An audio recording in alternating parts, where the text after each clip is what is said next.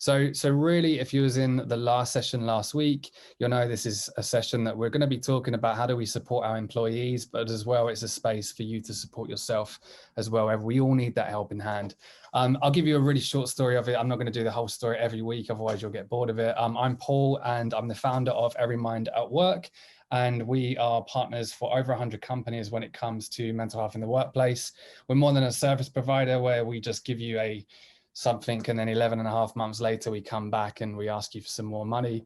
We've partnered with over 100 companies, and we really embed ourselves into that business, providing them with strategy, support, and obviously tools such as an app and training that can help them with workplace mental health. I do this off my own personal experience. Sadly, I lost my dad to suicide when I was 18 years old. Massive shock to us all. Didn't talk about it, didn't do anything about it. That's what we do with mental health. But sort of 7-8 years later, I decided to start talking more openly about it to try and help others. So this is definitely a purpose-driven business, and just love doing these kind of sessions because, like I say, it's a big passion of mine as well. So how these sessions are going to work, we're going to go through a subject each week, and we're going to open up the floor to hear your insights, your questions, and kind of hear from you guys as well. And like I say, we're going to be using a tool called Menti today, which is an anonymous way of getting some feedback and insights from you guys as well as part of these sessions. So today's session, we want to talk about Zoom fatigue, which is funny. And Lizzie from HR Ninjas messaged me and said, it's very ironic that you're doing a session on Zoom about Zoom fatigue, which is very true, right? But how else are we going to do it? I'd love to do this in a session in a pub somewhere or a restaurant, but obviously we can't do that in the current situation.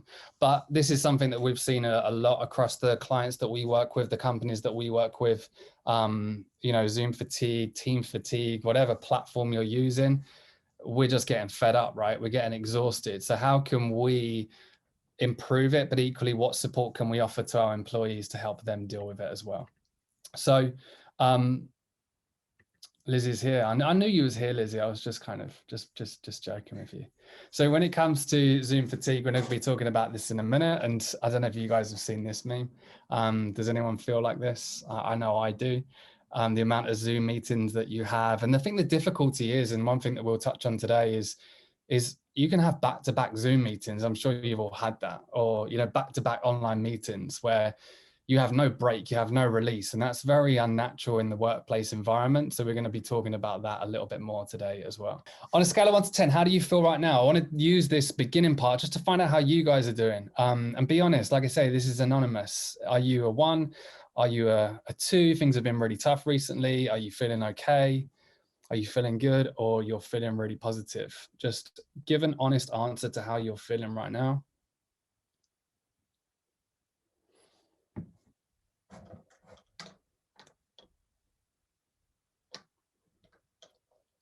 Okay.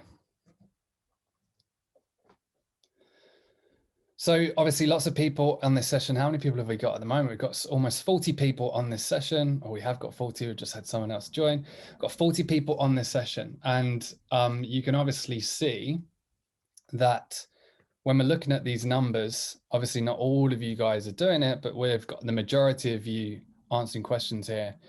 We've got a lot of people saying things have been really tough, right? So number 2. And again, when it comes to how we feel, potentially in your role as well, you're probably feeling very alone, very isolated, like you're the only person going through what you're going through. And that's mental health as a whole. I know when I was struggling the most, I was the only person going through what I was going through. But when I actually saw that, hold on, other people are struggling, it makes you feel less alone, less isolated, and as we say, more of a community. So all I would say on this one is, if things are really tough right now, as we all know in mental health, it can be like that. You can go from a 2 to a 4 within an hour, depending on what happens. You can go from a 5 to a 1 very quickly as well. So I think it's important to note that, just keep going. This time has been very difficult for everyone, but it's certainly, building a lot of resilience for a lot of people as well. So hopefully that shows that you're not alone. Have you ever struggled with your mental health? Again, personally, this is just for you. Just be honest. Like, have you ever struggled with your mental health? And again, and I think this is a really important question to, again, just highlight that we don't talk about mental health still, right? In and outside of the workplace. And we have this misconception that mental health is mental illness. And I think you can already see, Would you imagine that to be the answer in this case? You know, we've got sort of 25 people have said yes to this question, 26 now. One person said no, and 4 said, I'm not sure.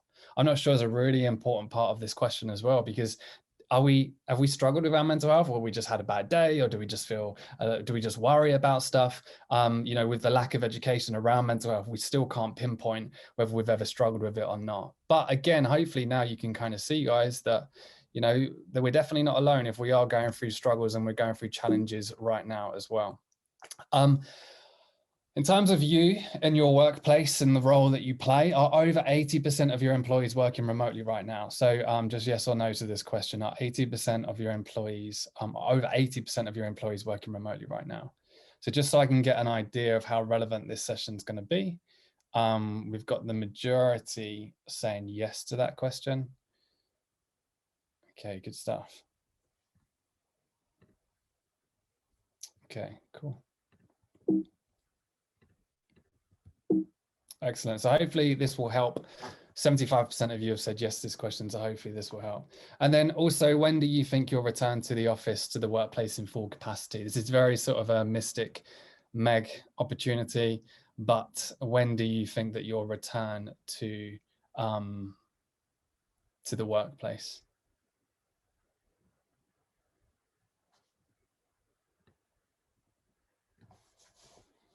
Okay, it's very interesting, right? Majority of you have said that you don't think that you ever will. So you don't think that you'll ever return to the office, the workplace in full capacity. Second most popular answer is in 3 to 6 months' time. Yeah, Graham, sorry, 5 days a week. So back to normal, as I guess you want to call it. So back to 5 days a week, everyone working within the office or at the workplace as we was as well. Tammy, if you just go to the code at the top, you should be able to access it. But I believe this is the last question before we move on, but we will be coming back to Menti in just a minute. So again, that's really interesting. I don't think we ever will is the most popular answer there. And again, you know, it's definitely accelerated remote working and a new way of working, a new approach as well when it comes to business.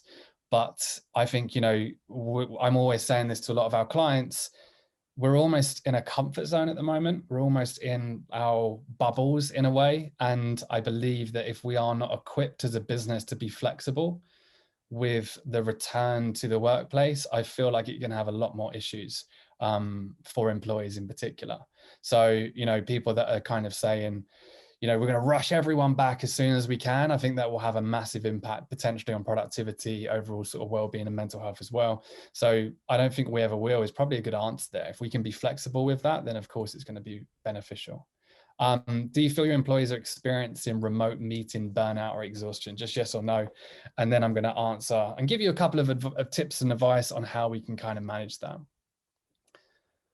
Okay, cool. That's probably why you're all on this session, right? If you're going to say yes to this question. Good stuff. Excellent. So hopefully you can now go back and see my slides, and I'm just going to give you a couple of tips in terms of managing Zoom fatigue, burnout. We've put a couple of these tips together for you guys. And then equally, if you want to jump on the microphone afterwards, share some insights or share something that you've been doing as a business that can help, that would of course be extremely sort of, you know, great to hear from you as well. I don't want to make this all about me. And then also then what we're going to do after that is go back to Menti, and you're going to have free reign of asking any questions there anonymously, or you can jump on the microphone, ask a question, or share some insight too as well. So in terms of how do we kind of tackle this? I think it's difficult to do, but there's lots of tips out there. A couple that we've seen to be quite effective is obviously no meeting time blocks in your organization. So potentially having time blocks where no meetings are allowed. So I know that I've got a time block in my diary, which is essentially lunch break. And I'm not allowed to book meetings in there. And I need to make sure that I go and eat my lunch in the kitchen and kind of switch off from work. And, you know, some organizations are really encouraging this, these time blocks where you're not allowed to book meetings. I know one of our clients did share a lot of insight around, I think it was Friday afternoons, along those lines. You know, you're not allowed to take meetings, you're not allowed to book meetings in, and ensuring that employees get that break that they need. I think, you know, given this as a standard, doesn't mean that everyone's going to do it, but I think encouraging them to do it is really important, because they need that period where they're not in a meeting, they're not on Zoom, they're not talking to someone remotely, because of course it's hugely important when it comes to mental health as well. Reduce on-screen stimuli, especially large meetings. Ask employees to turn their cameras off if not speaking. Ask employees to have the same preset background to reduce distraction. Use speaker view instead of gallery view. I know I've done various different webinars and sessions during this difficult time, and I obviously share my own experience of my dad and how I managed it and my own mental health. And I know in a room environment, let's say I've got 50 people in front of me, you can read people's emotions, and of course sometimes it can be quite triggering, and I have to obviously do a trigger warning at the beginning. I'm very safe with how I tell that story, but it's a very emotive subject. With webinars like this and Zoom, I'm just here talking and I can't see anyone. I cannot see how they're reacting. I don't like to see everyone's face. Like, I apologize, guys. I'm not looking at anyone's screens at the moment. I will do in a minute, but it's difficult when you've got so much going on. How do you concentrate when you've got so much going on? So I think it's important that you do the best that you can, and sometimes just minimizing everyone's sort of, webcams is your way of just being able to deal with that as well. Make phone calls instead of video calls. I've had a couple of these over the last couple of weeks. I never thought I'd say this. I actually prefer having a phone conversation than a Zoom call, right? I don't know if you guys agree with that. The reason why I like phone calls is I can just put my headphones in, go for a walk, go outside. Lots of companies are encouraging having meetings and phone calls whilst on walks, and trying to get people to be active as well as part of that. Do we have to always be on webcam? Do we always have to be on Zoom? Can it be a phone call where we've got a little bit more flexibility as well? Ensuring all mics are turned off when not speaking, again, reducing background noise and reducing interruption. Again, just kind of, these are like outlines that you can potentially set and share with your employees. Happy to share these slides with you as well, guys, if it helps. And then have an agenda for meetings. Give me a yes in the chat box, guys. Have you ever been on a Zoom call? Maybe you're on one now and you're like, I don't know why I'm here. Please don't make it this one. But have you ever been on a Zoom call where you're just sitting there and potentially it's gone on for maybe an hour longer than you expected, or 45 minutes more than you expected, or 5 minutes or whatever, and you're just like, why are we still sat on here? Why are we still sat on this Zoom where people are talking? And it's important that you have like an agenda, a structure for the meetings, because otherwise they can drag on as well. And again, having that structure, the conversations, make them more efficient, make them more productive. Expected outcomes, like Eileen said, is a really important point as well. It's key to kind of have that as part of the meetings, to make sure that you're on it and then you're off it as quickly as you possibly can. And then also as well, I think just coming back to what someone else said as well, I think it was Eileen as well, saying we've reduced meeting times to 45 minutes, only book meetings at lunchtime if an exception. Again, lots of companies that we've seen have said that no 1 hour meetings, do a 40-minute meeting or a half an hour meeting or a 45-minute meeting or a 50-minute meeting, and make sure that you're strict with cutting off at that point. Because again, it's fine to say do a 50-minute meeting and then it just overruns and then it's the hour anyway. Like, be very strict with that 45 minutes or whatever it is, because then you're going to book another meeting in potentially 15 minutes later, but that gives you that release, that gives you that break. So again, I'm very guilty of that. Hour, finish, jump on another Zoom call, hour, finish, jump on another Zoom call, hour, finish. And yeah, by the time you finish that, you're exhausted, you're drained, you don't want to do any work.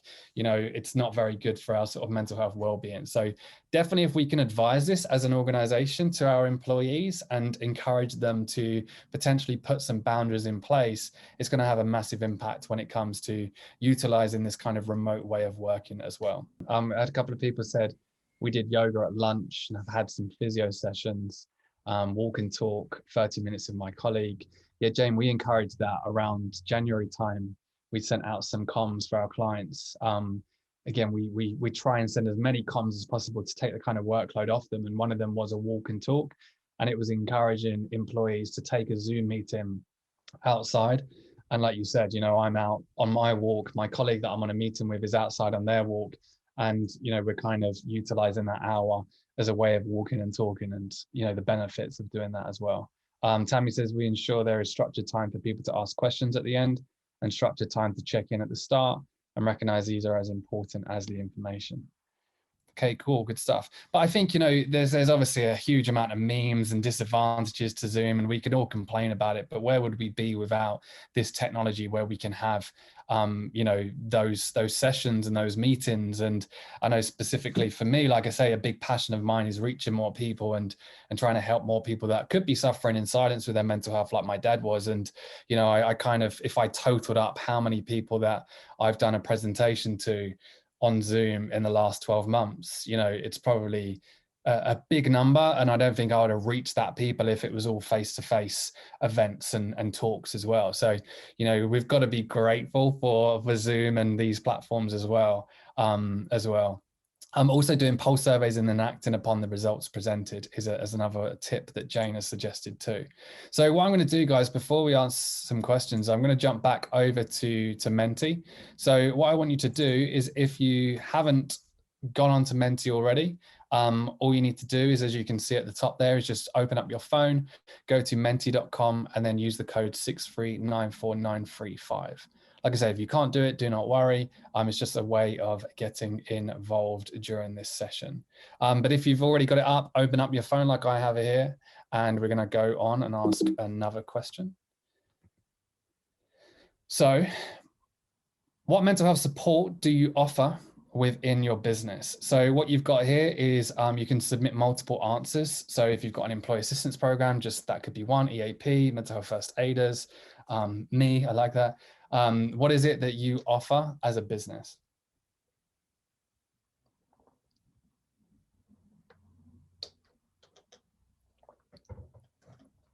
The reason why I'm asking this question is obviously to kind of get an idea of what offerings you have as a business, but equally, hopefully it's something that you might see on there that's something different to what you have as a business as well.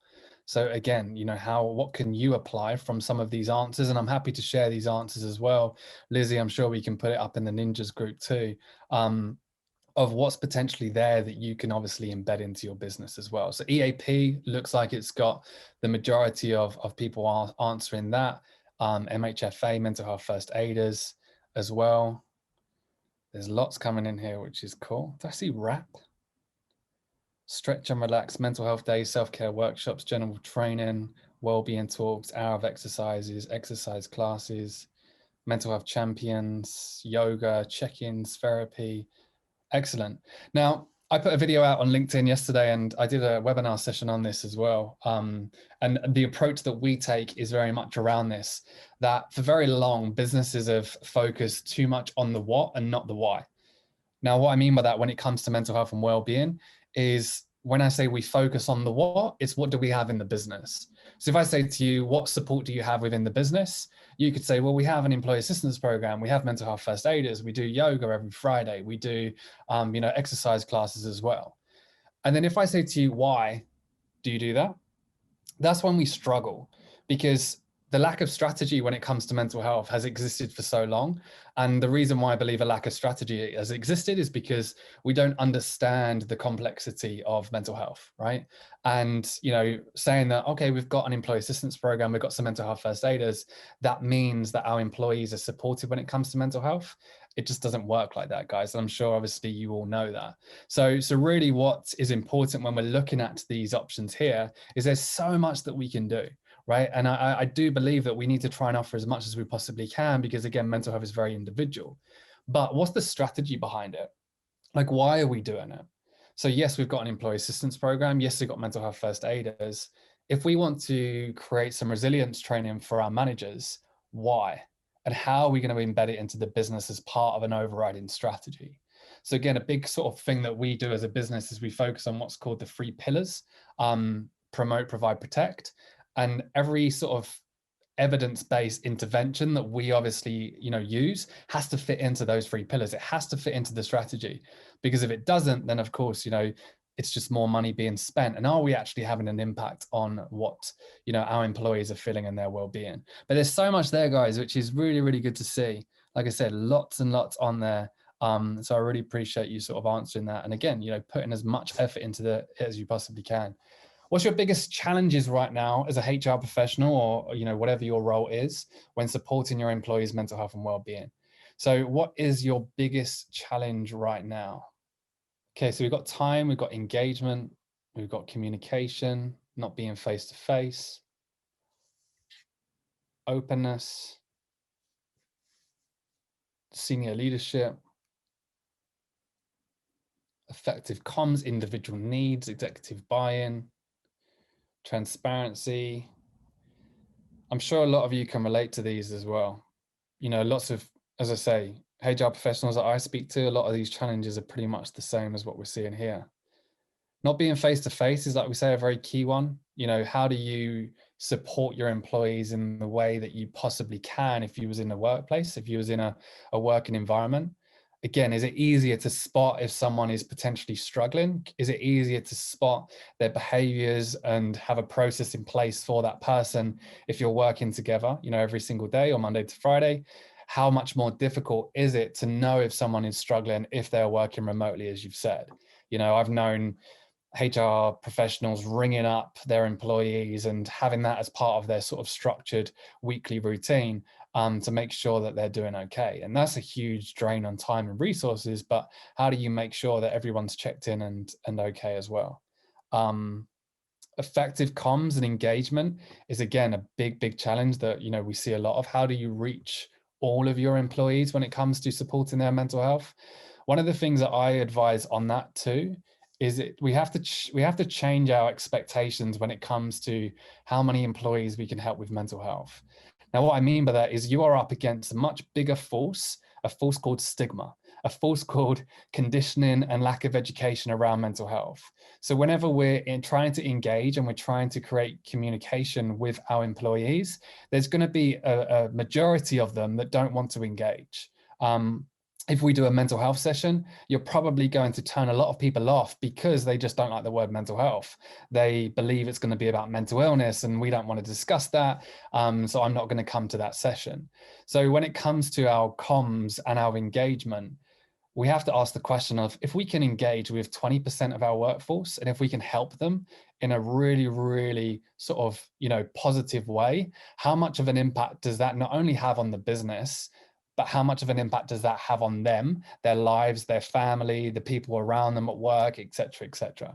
So we're never going to get 100% engagement. We're never going to get every employee saying, I really loved you sending out this graphic on sleep, you know, for World Sleep Day. It's just not going to happen.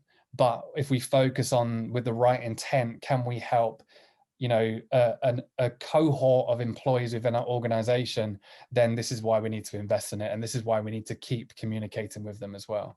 And again, when it comes to those comms and those times, there's various different ways of doing it. So engaging with the audience and engaging with the employees that don't want to get involved, the way that I would advise you guys to do that is make it a lot more soft. So instead of saying we're doing a session on mental health, say we are doing a physical challenge where everyone's got to walk X amount of miles for us to do this. Oh, and by the way, as part of that challenge, you embed conversations around mental health and the importance of it. So what you're then doing is you're getting them to engage in a different way. And then we're having more of a conversation around mental health as part of that too. So really appreciate this. I'm sure a lot of you can relate to this too, in terms of your biggest challenges as well. Have you ever felt like you needed extra help when supporting your employees? So you personally, has there been a situation where you've kind of really struggled and you don't really know what to do and you feel like you need that extra sort of helping hand? Has there been times where senior leaders have said to you, we need to boost staff morale, what are you going to do about it? And you're kind of scratching your head saying, I don't know, you know, I've got no budget, I've got no resources, I've got no time on my hands for me to be able to do this, and you felt like you needed that extra help. Again, sort of very common in terms of what I see from the conversations that I have on a daily basis as well. And that's one thing that baffles me, and one thing that I'm trying to change and the business is trying to change is, you know, it's hard enough supporting your own mental health, let alone supporting the mental health of all of your employees. If it was that simple, you know, we wouldn't have the issues that arise today. So looks like a lot of you need that extra help as well. So again, you know, it's good to sort of see that. And again, if you are that person that has been struggling, feeling like you need extra help, you judge yourself for that, you feel like an imposter, you deal with imposter syndrome because you don't feel like you're able to support your employees the best that you can within your role. Hopefully that answer there of 22 people shows that you're definitely not alone there as well. Last question, I think this is, and then we'll do Q&A. How do you manage your own mental health? This is just, again, I really want you guys to take this away. There might be some options here that you haven't thought about that you might want to implement into your own life as well, because it's really important that we all proactively manage our mental health. We take that time off for ourselves as well, whether it's exercise by the looks of it. I know Lizzie, if Liz is still on here, Liz is a big runner. Running's helpful for my mental health as well, but I know for a lot of people it's definitely not helpful for their mental health.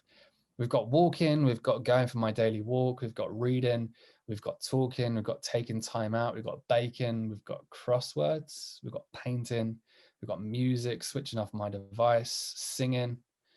Singing might be good for my mental health. It's definitely not going to be good for my wife's mental health, let me just put it that way, or my kids' mental health. Music's a big one.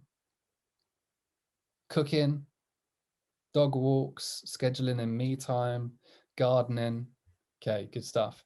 And I think with this question, guys, and to take this away, there's so many options there. It's just so important that all of us schedule in that bit of time for us. So like we've said, it's okay to schedule in a bit more time to, in between meetings, but what are we doing in between meetings? What are we doing for us? We're almost taught and educated when it comes to mental health. And I always talk about this a lot, to ignore it until a big issue arises and then do something about it. It's what my dad did, left it until the last minute to go and get that help. It's what I did, leave it to the last minute till I went and got that help as well. And we're so reactive with it. But if we take a more proactive approach, and I know that exercise is helpful for me, that going for my walks, that spending time with my family is helpful for me, I have to force myself to do that. I have to force myself to do that on a daily basis because it's so important. And these are all ways and all tools that we can use to do that as well. The way that I sort of, just quickly, so you can kind of take this away, it's such an important priority because, for a lot of us, mental health and suicide is the biggest threat to our own lives. The suicide statistics, the statistics that surround mental health, we're not talking about a minority here, we're talking about a majority. So it's definitely important that you do take that 10-minute, half an hour out of your day just for you, especially in the role that you take, and implement some of these strategies that you're seeing here on the screen too. Okay, a couple of questions coming in anonymously. So do you think mental health first aid is effective? To be honest with you, 100%, there's a lack of research behind how effective mental health first aid actually is. I think mental health first aid has obviously become an accredited almost intervention that if as a business you have mental health first aiders, it looks like you're obviously doing stuff for your employees. One of my biggest challenges for mental health first aid is how they're embedded into the business. So one thing that we'll always do, if an organization wants us to train mental health first aiders, we will do that. But what we do that's different is we make sure those mental health first aiders are embedded into the business and they're also supported in the business. Just because I've done a 2-day mental health first aid course and I walk away with a booklet does not mean I'm a qualified therapist and I now the signpost to go and speak to Paul if you've got a problem with your mental health, because Paul, after a 2-day course and a booklet, is not that person who can take on all of that. So my biggest challenge with mental health first aid is how you embedding it into the business and how you supporting those mental health first aiders. Equally, if you was on last session, you'll also know the impact that stigma has on mental health first aid.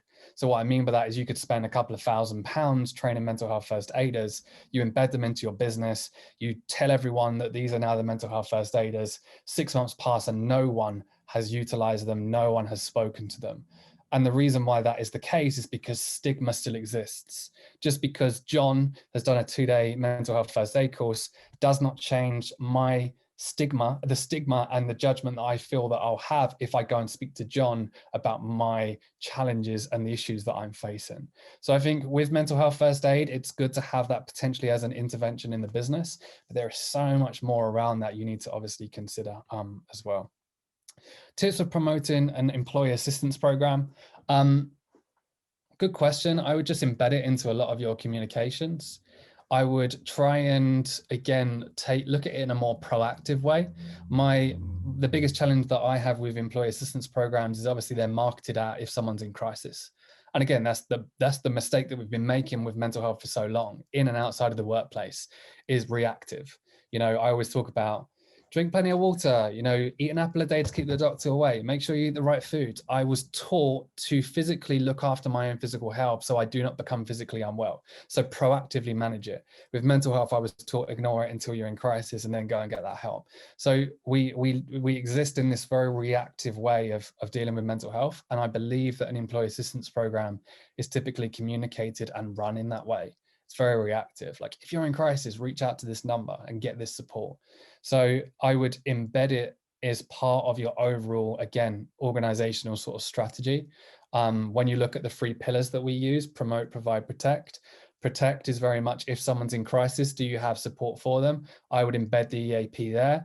But what you're doing in terms of promote, which is reducing stigma, and what you're doing in terms of provide is providing them with training and tools to manage their own mental health, is vitally important. If you've just got an EAP, you're going to struggle to kind of promote it and get people to use it.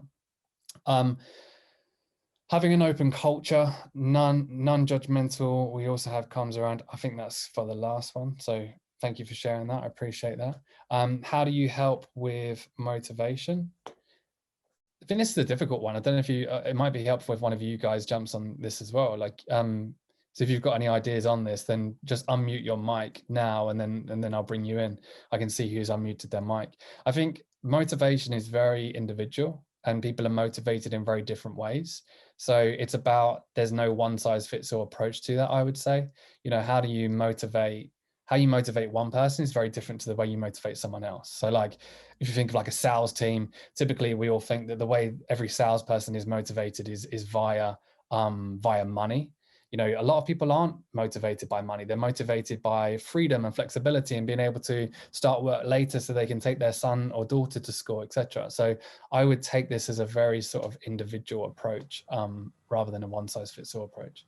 Zoe, you got something to add? Yeah, I just to echo that, Paul, I think what I've sort of found is that if you sort of do like a forced fun or a forced activity or whatever, sometimes it can fall flat. So I think having that choice and the one size fits all is always key. And I think having as many options as possible and via as many, you know, mediums as possible, you know, will help, because I think not everybody's going to engage virtually, are they? I think there's still quite a big proportion of people that, you know, don't like going onto Zoom, don't like the camera being on, etc., but equally want to have, you know, be part of what's going on and have that information. So maybe they want something in a written form or a newsletter or a, you know, it could be anything, couldn't it? But I think it's important to have that full variety so that you're still reaching out and you're still engaging with people, but just via different, you know, different mediums, and you're not forcing it then. If they don't want to engage, ultimately it's up to them, isn't it? But at least you've given them the option of finding that information via a different route. Yeah, definitely. 100%. Any tips for rolling out an EAP? I would again kind of, as we say, allude to how does the EAP exist in your overall sort of strategy?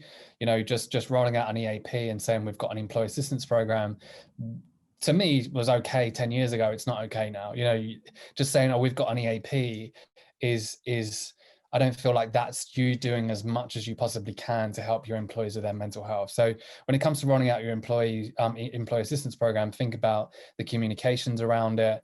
What else are you going to do on top of that in terms of, as we say, awareness, reducing stigma, sort of training, tools, whatever you can obviously offer your employees as well as the EAP. I think that's, you know, massively important too, as well. I think this was the last one as well. When thinking about a well-being strategy, would you suggest communicating it out before starting to do anything so that there are no surprises and may increase engagement buy-in? I think having a the well-being strategy, it depends. I probably wouldn't, you know, I probably wouldn't share the well-being strategy with everyone in the business. I would probably just keep that to yourself, and whoever within the kind of, as we say, senior level needs to know that strategy. Because again, if we're kind of like outlining it, but I think it's important to be as transparent as you can be with employees. So again, when we say about the sort of overall strategy that we use, it's making sure that we're focusing on all of those 3 pillars and making sure that within those 3 pillars, there's stuff that is specific to your business, your employees, and how it can help. So definitely get that sign off from a senior level, make sure that you're all on the same page. And you know, it's important that when you have this strategy, as we've said, it's focusing on the why and not the what. You know, it's not about the what anymore, it's about the why. And what do we want to achieve within the next 12 months? What's the strategy? How are we going to get there? What are we going to do throughout the next 12 months to really kind of drive mental health within the business? But yeah, I think as transparent as you can be with your employees, the better on that. But yeah, I would say with the strategy itself, that's something for you to just know, and your senior team as well. But as always, guys, if you do want to reach out about how we can help, as I say, what we're sort of morphing more into is a partnership. We've partnered with over 100 companies, sort of ranging from 10 employees to our biggest at the moment is sort of, I think 12,000. So different sort of, you know, sectors, and the key focus for us is, as we say, that partnership. Couple of ways that we obviously partner with you is we have different offerings, trainings. We have obviously quarterly check-ins with us where we can advise you on well-being and strategy and take as much of this off your hands as you possibly want us to.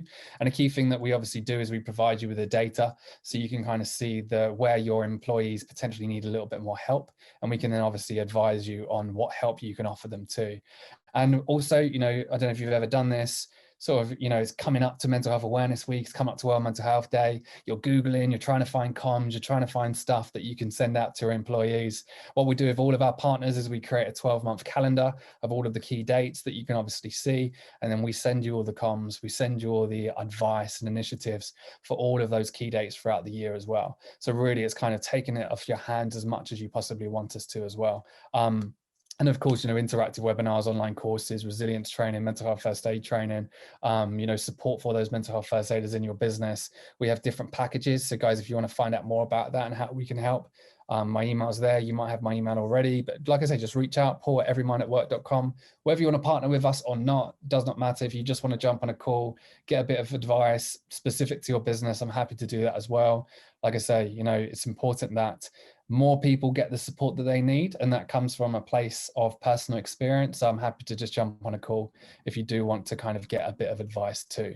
So paul@everymindatwork.com if you want to book that strategy call. So guys, thank you so much for taking the time out. Go do, what time are we finishing it? We've got 6 minutes before your next Zoom meeting. So make sure you go and spend the next 6 minutes doing what you need to do and focusing on your own mental health too. But guys, thank you so much for joining, and hopefully I'll see you all next Wednesday at the same time.